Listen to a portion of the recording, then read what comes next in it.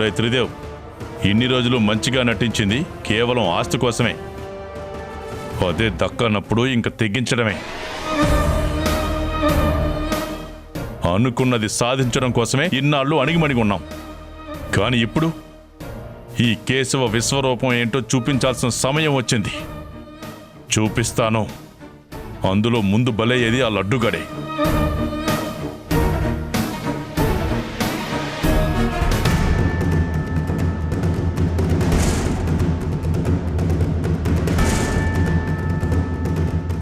ఏమండి, లడ్డు కోసం శ్రీవల్లి వెళ్ళి చాలాసేపు అయిందండి. ఇంకా రాలేదేంటి వాళ్ళు?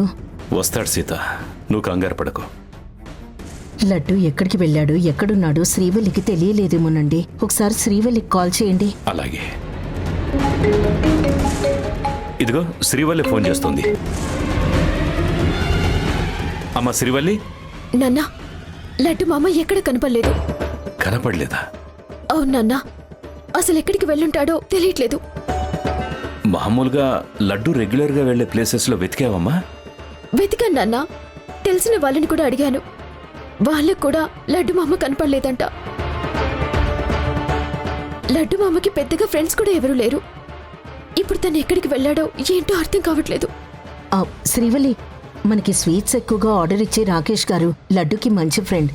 ఆయన దగ్గరికి ఏమైనా వెళ్ళాడేమో. లేదమ్మా, నేను ఆయనకు కూడా ఫోన్ చేశాను. అక్కడికి కూడా రాలేదని చెప్పారు. పోనీ దినేష్ వాళ్ళ దగ్గరికి ఏమైనా వెళ్ళాడేమో కనుక్కున్నావమ్మా? నేను అన్నయ్య వాళ్ళింటికి కూడా వెళ్ళాను. అక్కడికి కూడా రాలేదని వదిన చెప్పింది. ఎన్నిసార్లు ఫోన్ చేసినా స్విచ్ ఆఫ్ అని వస్తుంది.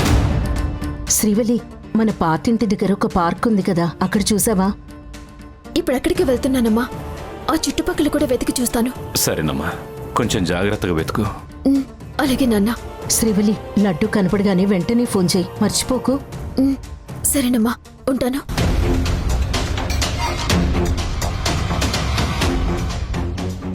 సీత, లడ్డూకు బంధువులు ఎవరు లేరా?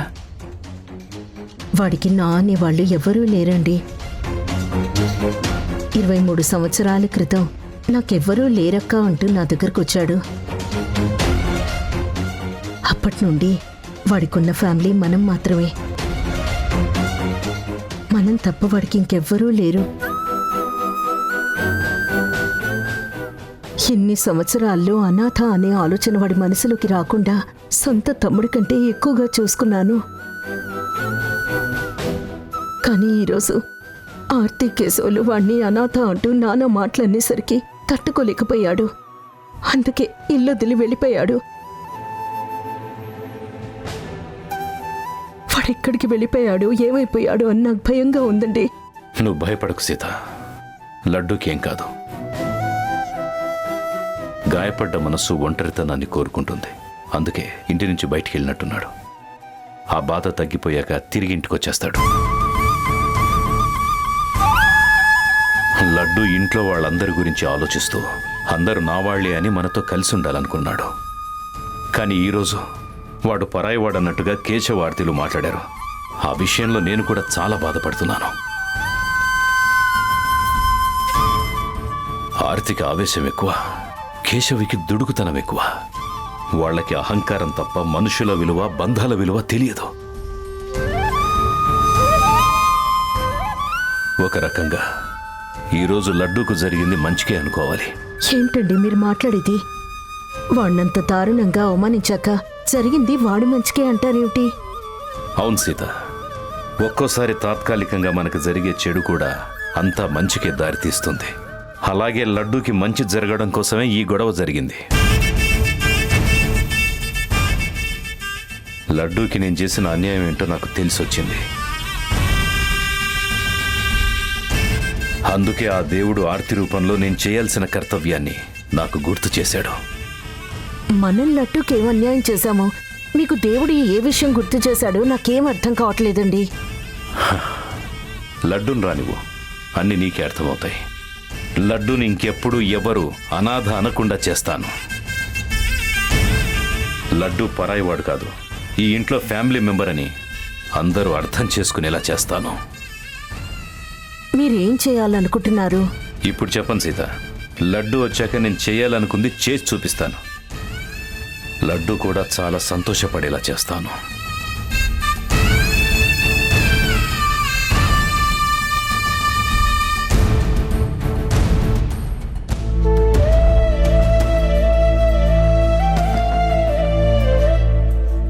ఓ పిన్ని పిన్ని అంటూ గుడ్డిగా నమ్మడం కాదు.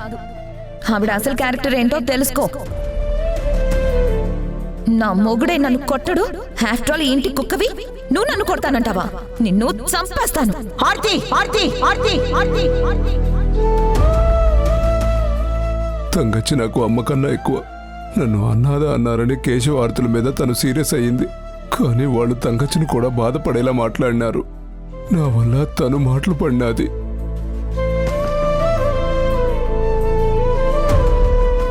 ఇంట్లో వాళ్ళని వద్దనుకుని ఎవడో బయట నుంచి వచ్చిన అనాథని నెత్తినెక్కించుకోవాలని చూస్తుంది ఈవిడ. నన్ను ఎంత అవమానించినా పర్వాలేదు, కానీ నన్ను అడ్డం పెట్టుకుని తంగచ్చిని కూడా అంటా ఉండారు. అది నాకు చాలా బాధగా ఉండదు. కేశవుని కన్న కొడుకు కంటే ఎక్కువగా చూసినాడు బావ. అలాంటిది తన మీద నేను కాఫీ పోసినానని కేశవ్ వాళ్ళు చెప్తే బావ ఎలా రియాక్ట్ అవుతాడు? నా తప్పేం లేదని తంగచ్చి బావకు చెప్తే బావ నన్నేమీ అనడు. బావ నన్ను సమర్థించాడని కేశవార్తలకు ఆయన మీద కూడా కోపం వస్తుంది. అనవసరంగా బావకి కేశవ్ వాళ్ళకి మధ్య అపార్థాలు వస్తాయి. ఇదివరకు ఒకసారి కూడా కేశవ్ నన్ను చిన్న మాట అన్నాడని తనతో నాకు సారీ చెప్పించినది శ్రీవల్లి. ఈరోజు నన్ను కొట్టి అనాథ అన్నారని తెలిస్తే శ్రీవల్లి అస్సలు ఊరుకోదు. కేశవ్ వార్తలకి పనిష్మెంట్ ఇస్తుంది. ఈ సమస్య అంతా నా వల్లే వచ్చినది. నేను ఉంటేనే సమస్య. నేను ఇంట్లో లేకపోతే ఏ గొడవ ఉండదు. తంగచ్చి బావా శ్రీవల్లి వాళ్ళు సంతోషంగా ఉండటం కంటే నాకేం అక్కర్లేదు.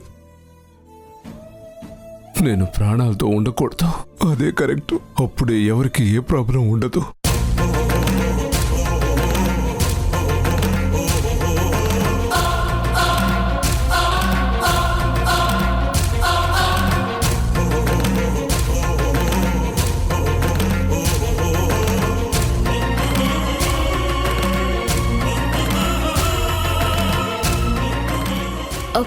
ఎక్స్క్యూజ్ మీ,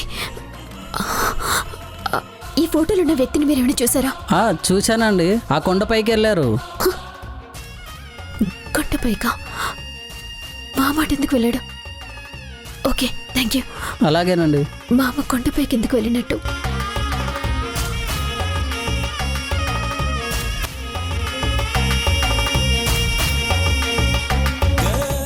తంగచ్చి బావా నన్ను క్షమించండి.